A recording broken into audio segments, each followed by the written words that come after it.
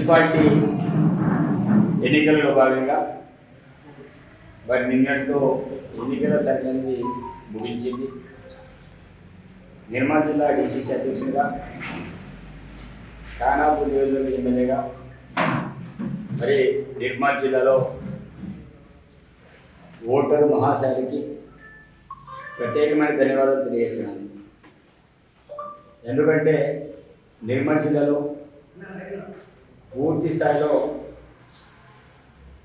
ఓటర్లందరూ కూడా కాంగ్రెస్ వైపు నిలబడి కాంగ్రెస్ అభ్యర్థులను గెలిపించాలనేది మాకున్న సర్వేలలో రావడం అనేది జరిగింది. ముఖ్యంగా కాంగ్రెస్ పార్టీకి మద్దతు ఇచ్చేటువంటి ఓటర్ మహాశయులకి, అదేవిధంగా ఈ యొక్క ఎన్నికల్లో కష్టపడిన కాంగ్రెస్ పార్టీ కుటుంబ సభ్యులకి, అన్ని రకాలుగా చేతులవాడుగా ఉంటూ సహకరించిన మీడియా మిత్రులకి, ఇంటెలెక్చువల్స్కి అందరూ కూడా మరొకసారి ధన్యవాదాలు తెలియజేస్తూ, ఖానాపూర్ గడ్డ మీద మున్సిపల్ జెండాని ఎగిరించబోతున్నాం. ఖానాపూర్లో 8 నుంచి 9 స్థానాలు కైవసం చేయబోతున్నాం. నిర్మల్లో 29 నుంచి 31 వరకు నిర్మల్లో గెలవబోతున్నాం. బైన్షలో 4 నుంచి 5 స్థానాలు కాంగ్రెస్ అభ్యర్థులు, దాంతోపాటు కొన్ని ఏరియాల ఇండిపెండెంట్ అభ్యర్థులు గెలుస్తున్నారనే సభలు ఉన్నాయి. ఒకవేళ 4 గెలిచినా 5 కాంగ్రెస్ కానీ గెలిచినా అక్కడ హంగ్ ఏర్పడే ఆస్కారం ఉంటుంది. ఆ హంగ్లో మా అభ్యర్థి చైర్మన్ అవుతారు. అందులో ఎవరైతే సపోర్ట్ చేసే వాళ్ళకి చైర్మన్గా ఇచ్చారనే ఆస్కారం ఉంటుంది. కాబట్టి బైన్స్లో కూడా 100% చెప్తున్నా, రేపు రిజల్ట్ వచ్చిన వెంటనే అక్కడ పరిస్థితులన్నీ కూడా తారుమారైతాయి. ఇప్పటికే తారుమారైనా 100% అక్కడ ఇంటర్నల్గా ఎంఐఎం తోటి ఇబ్బంది పడి, ఆ బీజేపీ పార్టీతో ఇబ్బంది పడి, వీళ్ళిద్దరి మధ్యలో మనం అంతా రంగిపోతున్నామని ఆలోచనతో అక్కడ జనాలందరూ కూడా రావడం అనేది జరిగింది. నేను కూడా చాలా మంది మాట్లాడకుండా ఈ రోజు రాలే కానీ కాంగ్రెస్ ఇక్కడ గెలవబోతుంది, ఈసారి కొన్ని స్థానాలు కైవసం చేసుకొని చెప్పడం జరిగింది. కాబట్టి 20 సంవత్సరాల నుంచి ఎంఐఎఫ్ భాగవేసిన దాంట్లో కూడా మేము ఒకరిమందిగా ప్రణాళికతో ముందుకు వెళ్ళడం అనేది జరిగింది. కాబట్టి అక్కడ కూడా మనం కాంగ్రెస్ జెండా ఎదిరించబోతున్నాం. ముఖ్యంగా ఖానాపూర్ విషయానికి చాలా రకాలుగా అనేక విధాలుగా మా యొక్క అభ్యర్థుల్ని ఇబ్బంది పెట్టే ప్రయత్నం, కార్యకర్తల్ని భయపెట్టించే కార్యక్రమం ఈరోజు ఇష్టారీతిన ప్రయత్నం చేశారు. కానీ ప్రజలందరికీ తెలుసు మరి ఈ ప్రాంతంలో కాంగ్రెస్ పార్టీ ఏం చేసిందో, రాష్ట్రంలో ఏం చేయబోతుందో, భవిష్యత్తులో ఏం చేస్తుందో ప్రజలందరూ కూడా ఆలోచన చేసి మరి కాంగ్రెస్ వైపున సంపూర్ణమైన మద్దతు ఇస్తూ ఓటు వేయడం అనేది జరిగింది. కానీ నిన్న వారు మాట్లాడుతున్నారు కొన్ని ఏళ్ళ కాదు ఇంటిగ్రేటెడ్ స్కూల్ వల్ల కాంగ్రెస్ ఇక్కడ మైనస్ అయింది. ఈరోజు విద్యావంతులు, మేధావులు, ప్రజలు, యువతులు అందరూ కూడా ఆలోచన చేశారు. ఈ తప్పిదం ఎవరి వల్ల జరిగింది, కారణాలు ఎవరు అనే ఆలోచనతో అందరూ కూడా ఆలోచన చేసి ఇది ఆనాటి పాలకులు చేసిన తప్పిదమే తప్ప వేరేది కాదు, ఎమ్మెల్యే గారు చాలా సుస్పష్టంగా చెప్పారనే విషయాన్ని ఈరోజు ప్రజలందరూ కూడా గ్రహించడం జరిగింది.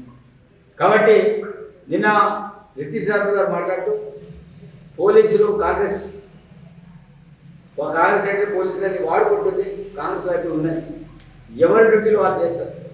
ఈరోజు సోయనోడు ఎవరైనా మాట్లాడతారు, ఎవరైనా పార్టీ కంట్రోల్ తీసుకొని బూతింగ్ ఏజెంట్లో వెళ్తారా, బూత్లలో వెళ్తారా, పోలీస్ స్టేషన్లో వెళ్తారా? కాబట్టి మీ పార్టీ అదే సంస్కారం వెళ్తుంది. ఈరోజు ఎలక్షన్ కమిషన్ ఉందని అందరికీ తెలుసు. మరి ఎలక్షన్ కమిషన్ నుంచి ఎక్కడైనా మా కార్యకర్తలు కావచ్చు, నేనే కావచ్చు, ఎక్కడైనా మేము కడవేసి నేను ఎక్కడైనా కనిపించానని నిన్న అదే బీఆర్ఎస్ నాయకుడు జాసన్ నాయక్ 12 వాళ్ళకి పోయి గొడవ చేస్తున్నాడు. ఏంటిది, ఒక ప్రిస్టేజ్ లేకపోవడం అనేది జరిగింది. వాడు కూడా కడవేసుకొని తిరుగుతాడు. వీళ్ళు ప్రజాస్వామ్యం గురించి తెలియదు, ఎన్నికల గురించి తెలియదు, ఎన్నికలు ఎట్లా వ్యవహరించాలని తెలియదు. ప్రిస్టేజ్లో పోయి గొడవలు చేసేటువంటి ప్రయత్నం, కొట్టాటలు పెట్టించే ప్రయత్నం, ఇది పిరికి పందలాగా ఎమ్మెల్యేని తరిమినని బీఆర్ఎస్ లీడర్లు కొంతమంది ఎక్కడో చీకట్లో ఉన్న వీడియోని వైరల్ చేశారు. ఈరోజు మీరు చేసిన వీడియో వల్ల సరే మిగతా నిర్మల్లో మిగతా ప్రాంతాల్లో నిజంగా ఎమ్మెల్యే తరిమికి బాగా వ్యతిరేకిస్తుంది వాళ్ళు మాట్లాడతారు కావచ్చు. కానీ ఇక్కడ మున్సిపాలిటీ ప్రజలు తెలియదా ఏ ఆడకట్టులు ఎవరిని తప్పిందని చర్చ జరగదా? పనికి మాలిన చర్చలు పెట్టడానికి పనికి మాలిన వీడియోని సృష్టించుకొని ఈరోజు ఎమ్మెల్యే గారి మీద బుద్ధి చల్లే ప్రయత్నం చేస్తామంటే ఈరోజు ప్రజలందరూ మేము పిచ్చోవాలనుకుంటున్నారు. కాబట్టి వారు ఆ రకమైన ఫేక్ వీడియోస్ తయారు చేసుకుని వాళ్ళు ఇంకొకటి జేసీ పేరు మీద జేసీ ముసుగులో బీజేపీ బీఆర్సీ లీడర్ వీరు వారు కొరకమైన ప్రయత్నం. సరే జేసీ ఏర్పాటు చేశారు, ఆ జేసీ లీడర్లు ఎవరైనా కౌన్సిలర్ నిల్చోబెడితే అయిపోతుంది కదా, అప్పుడు జనాలేంటిదో తెలిసేస్తుండే.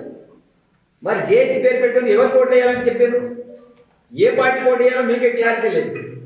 వాళ్ళు జేసీ లీడర్ కరబాతిలో ముద్రించేది ఎవరు, బీజేపీ లీడర్.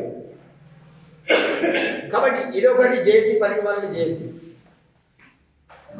ఈరోజు నేను ఛాలెంజ్ విసిరితే ఓ బ్రోకర్ చేయడోడు వచ్చి నా గురించి మాట్లాడతాడు, ఒక తాగుబోతు కోడోడు నా గురించి మాట్లాడతాడు, 20,000 30,000 అమ్ముడుపోయే వాళ్ళు కూడా వాళ్ళు వచ్చి నాకు ఛాలెంజ్ చేస్తారు. నేనేం చెప్పిన స్టార్టింగ్ నుంచి కూడా బీజేపీ బీఆర్ఎస్ లీడర్లు మీ జేసీ లీడర్లు నేను సవాల్ విసురుతున్నా, ఆ సవాల్కి నేను సమాధానం చెప్తాను. నేను సవాల్ విసిరితే ఎవడో పనికిరాని విధవలు వచ్చి నా సవాల్ని స్వీకరిస్తారు. వాళ్ళ స్థాయి ఏంటి, నా స్థాయి ఏంటి? అదేవిధంగా దీనంతా ఎవరు నడిపిస్తున్నాడు, ఆ రవీంద్రరావు దొర. నేను ఈ పట్టణ మేధావులకి విద్యావంతులకి ప్రజలకి నేను 2 చేతులు దండం పెట్టి మీకు విజ్ఞప్తి చేస్తున్నాను. రవీంద్రరావు అనే దొర వల్ల ఈ ప్రాంతం అంతా కూడా వెనుకబడిపోయింది. రవీంద్రరావు దొర ఈరోజు ఈ చెంచగాళ్ళు ఆ లక్ష్మణరావు గారు కావచ్చు, ఆ గంగారావు గారు కావచ్చు, కొంతమంది ఉన్నారు ఇక్కడ. అందరి దొరలు నేను అనట్లేదు, ఒక 3-4 దొరలు ఉన్నారు. ఈ ప్రాంతానికి శని అంటే వాళ్ళే. వాళ్ళు చేసిన పాపం అంటూ ఇంతంత కాదు, పేద ప్రజల భూముల్ని ఆగ్లాక్కోవడం. అయ్యా పాంచనని ఇంకా వాళ్ళ రావాలి, మా కాళ్ళ దగ్గర కూర్చోవాలని వాళ్ళు దొరదాం. రాత్రి రవీంద్రరావు ఇంట్లో కూర్చొని బీజేపీ బీఆర్ఎస్లో మనం నువ్వు 3 నువ్వు 4 గెలిస్తే ఇక్కడ మనం మున్సిపాలిటీలో చైర్మన్ చేద్దామని వాళ్ళిద్దరు కమిట్మెంట్ గురించి మాట్లాడడం జరిగింది. కలిసి ఎక్కడ ప్రచారం చేసిన అందరికి తెలుసు. ఈరోజు ఎన్నిసార్లు ఇంకా దొర దగ్గర అయాపాంచన అంటాం, దొరల పాలన పోయింది, ప్రజాపాలన వచ్చింది. ఇట్లాంటి దొరల్ని ఈరోజు ప్రజలు ఎవరు కూడా నమ్మకూడదు. ఆ రోజున నక్సలిజం మట్టిగానే లేదు, ఆ రోజు నక్సలైట్లని భయపడి మట్టిగానే పారిపోలే. ఈరోజు నక్సలిజం పుట్టిందంటే ఇట్లాంటి దొరల కోసమే. ఆ రోజుల్లో నక్సలిజం పుట్టి పేద బడుగు బలహీన వర్గాలను హింసిస్తారన్న ఆలోచనతో ఆ రోజుల్లో నక్సలిజం పుట్టి ఇలాంటి దొరలు పేద బడుగు బలహీన వర్గాలని హింసిస్తుందనే ఆలోచనతో ఈరోజు నక్సలిజం పుట్టింది. ఈరోజు అదే నక్సలైట్లు ఉంటే వాళ్ళే ఉంటే వీళ్ళ పరిస్థితి ఏంటి? ఈరోజు వాళ్ళు కూడా ఆలోచన చేసి తుపాకు కొట్టడం ద్వారా మనం ఏం చేయలేమనే ఆలోచనతో పెన్ను ద్వారాతోనే రాజ్యాధికారం సాధించవచ్చు, పెన్ను ద్వారానే మనం దేనైనా ఓడగొట్టొచ్చే ఆలోచనతో వాళ్ళు కూడా పునరాలోచన చేసి లోపల బయటకు వచ్చేసి ఈరోజు మనలాంటి సెక్యులర్ భావజంలో వాళ్ళతో కలిసి పనిచేయడానికి ప్రయత్నం చేస్తుంది.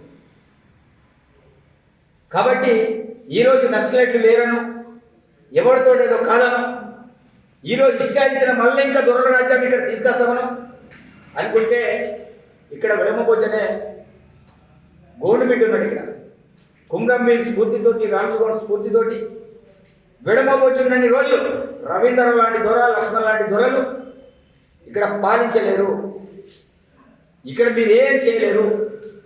ఈరోజు మిమ్మల్ని ప్రజలందరికీ కూడా తరిమేటట్టు, గంగావతలు మీరు ఎక్కడి నుంచి అయితే వచ్చారో ఆ ప్రాంతాన్ని తరిమేటట్టు ఈరోజు ఒక విద్యావంతుడుగా నేను ప్రజలందరికీ చైతన్యం చేసి మీ వీపంతా కూడా పచ్చడైనట్టు చేస్తాను. మీరు ఆడే నాటకాలు, మీరు చేసే చేష్టలు ఇదే రవీంద్రరావు గారికి, ఇదే లక్ష్మణరావు చెప్తున్నా. ఇక్కడ ఆ రోజుల్లో మీరు ఏ రకంగా మోసం చేసి భూములు కబ్జా చేయాలని తెలుసు. ఈరోజు ఈ జేసీని ఏర్పాటు చేసుకొని బీజేపీ అనుకుంటూ మాట్లాడి ఈరోజు పార్టీని కంపల్సరీ గవర్నమెంట్ ఎవరికి వినడు కాబట్టి ఇతను ఇక్కడ ఉండకుండా చేద్దామని అనుకుంటారు కావచ్చు. నేను ఇక్కడ ఉంటానా పక్కన పెట్టు, కానీ మిమ్మల్ని మాత్రం ఎవరిని వదిలిపెట్టేటువంటి కాదు. రాసి పెట్టుకోండి, మీరు నన్ను ఏం చేయలేరు. మళ్ళా చెప్తున్నా, మీ దొరలందరూ ఇక్కడ దొరలు కాదు, మీ కేసీఆర్ దొర, మీ కేటీఆర్ దొరని ఇక్కడ తీసుకొచ్చేయడానికి ఏ వెంట్రుక కూడా మీకు లేదు. పక్క చెప్తున్న ఈ ప్రాంత ప్రజల కోసం ఈరోజు ఈ ప్రాంతంలో విద్యాపరంగా, వైద్యపరంగా, వ్యవసాయపరంగా డెవలప్మెంట్ కాకపోవడం ప్రధానమైన కారకులు వీళ్ళు. రవీంద్రనాథ్ దొరే కదా ఇక్కడ అంతా కూడా నడిపించింది గతంలో.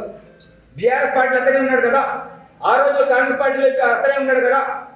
కాంగ్రెస్ పార్టీ ప్రాంతంలో పాలించింది కదా. మిగతా ప్రాంతాల్లో డెవలప్మెంట్ అయితే ఈ ప్రాంతం ఎందుకు డెవలప్మెంట్ కాలేకపోయింది? ఈ రవీంద్రనాథ్ దొర కారకుడు కాదా? మోడల్ స్కూల్ ఇక్కడ ఎందుకు రాలేకపోయింది? ఈ ప్రాంతంలో గిరిజన విశ్వవిద్యాలయం ఎందుకు రాలేకపోయింది? ఇక్కడ ఇదే మా ప్రాంతంలో సదర్మట్ ఎందుకు కాలేకపోయింది? ఇదే ఇక్కడ ఎందుకు డిగ్రీ కళాశాల కాలేకపోయింది?